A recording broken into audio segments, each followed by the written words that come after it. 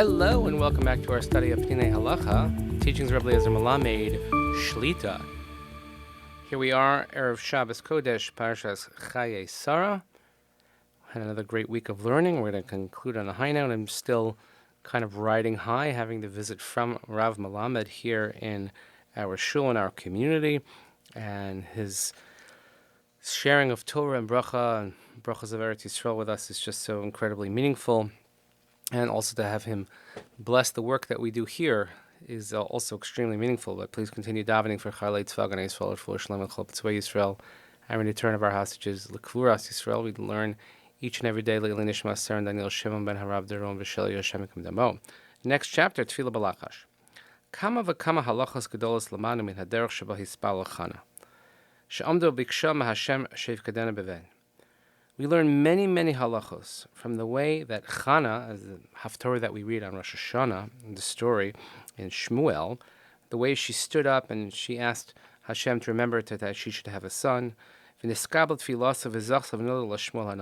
of course, she was remembered and her prayers were answered, and of course she gave birth to Shmuel Hanavi. Shahaya Gedol Nevi'ei Yisrael Acharei Moshe Rabbeinu Alav Hashalom. And he was considered the greatest prophet in level after Moshe Rabbeinu. V'kach nomer al tefillah, so the pasuk says in Shmuel Aleph, v'chan hi medaberes al liba, rak sifaseh na'os v'kala lo yishameya. She was speaking on her heart, her lips were moving, but you couldn't hear her voice. So Amar Chachamim medaberes al liba. What does that mean? She was speaking on her heart. M'kan lamispalo shetzarch shichaven libo. That one who's davening has to have proper kavanah in his heart. Rak sifaseh na'os, m'kan lamispalo sheyachtoch bisfasav. We learn that from the lips, as the pasuk says, that a person has to mouth the words with one lips. And we learn from the last part that her voice could not be heard, that one's voice should not be raised during davening. This is all in the Gemara and Brachos and Daf Lamed Aleph Amad Aleph. In Yanashal Tfilas Amida, Levatei Lefnei Hashem Esa Sheiflas Hamuka Shal Haneshama. When we say the Shemoneh Esreh, we have an expression in front of God, the depths of the feelings that we have within our soul. So therefore, it's not meant to be out loud. It's an inner prayer, and it's not meant to be directed outwards. On the other hand, but one might think, well, maybe I don't have to say the words. I only have to just think them inside and not even mouth the words. But then we're told that you're not yotzei tefillah this way either. Because if we want a good will to come out in this world, there has to be some sort of physical expression, some tangible expression. In order for it to come into the world, it has to be put out there, so there's some sort of tangible action, and this will help us repair what has to be done in the world.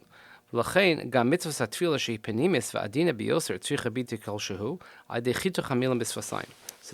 the mitzvah of Shemoneh Esreh, which is beautiful, it's pleasant, and it's inner, it's quite inward, but nevertheless, it has to have some sort of minimal expression, so that's why we mouth it with our lips. So we have a different customs with the following question.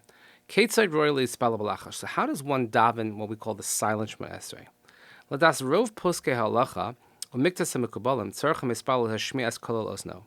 According to most poskim, and many, and not many, but a few mikubalim, if you want to take the Kabbalists into account, so then the one who's davening has to be able to raise his voice enough that he can hear it. But in the sense that only he can hear his own voice. However, people next to him or nearby would not be able to hear him. And according to the Kabbalists, it's so inner and deep, the tefillah, that even you can't hear your own voice. You should only mouth the words with your lips. So everybody should follow the custom of one's father, of one's family, and you should, perhaps, if you don't have a custom, do at least which allows you to have the greatest kavanah. By the way, a note about saying it so that only you can hear it. There are some people that are not very good at whispering, and their whisper is louder than the way some other people talk. So you have to just take that into account. It's not just whispering, but it's saying it in a tone that only you can hear it and no one else can. B'di'evad, gam Im hishmias kol b'tfilaso. B'diavad, if a person also made his voice loud during tefillah, yotzei dechava, you're still going to be yotzei. L'chei mishum iskasha l'chavim b'lanchash. So therefore, someone who cannot have kavana during the silent Shemoneh Esreh, im hu nimtza b'chidus, if he's by himself, rishoy lispal b'kol, he can daven it out loud. Aval b'tzibur, however, if in public, b'chol mikra lo yispal b'kol, in any event, no one should ever say it out loud. Kadei sheli yafri l'shar mispalim, because there's a derech eretz element that you don't want to disturb other people who are davening. If you're by yourself, that's one thing. But when other people are around, you shouldn't disturb them. And it's better that one should daven with a minyan quietly and say the words, even though he's going to have lesser kavana, because as we have said previously, there is a greater element of davening with a minyan, because even if you have lesser kavana, but still, the minyan will allow your tefillah to be accepted. And the other portions of tefillah, like the brachas of Kriya Shema or Pesukei Dezerma, she'einem pnimiyim v'amukim tefillas hamidim, which are not as personal and inner and sacred in that sense, like Shemoneh Esreh, l'chol hadei tzorech mispal hashmias kolos. No, everybody agrees that you have to be able to hear what you are saying. V'sa pasuk harishon shel Kriya Shema, af nogen lomer b'kol ram. And when it comes to the first pasuk of Shema, as you'll see, many people do, we say it out loud, kedei la'or es hakavana, and this helps stir our kavana. It helps us get greater kavana by saying it out loud. V'chein onin amen u'baruch hu v'shemo b'kol, and when we have to answer amen or baruch hu v'shemo or anything that requires a response, we say that out loud. Uv'miyuchad ala kaddish yesh l'shtadel lanos b'kol ram, particularly when it comes to answering kaddish, we have to answer out loud.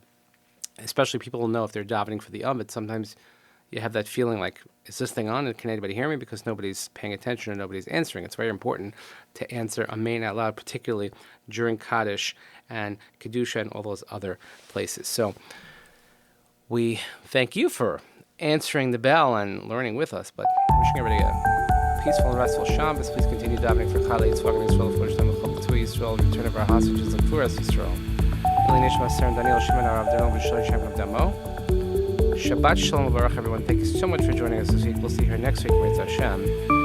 Have a great day.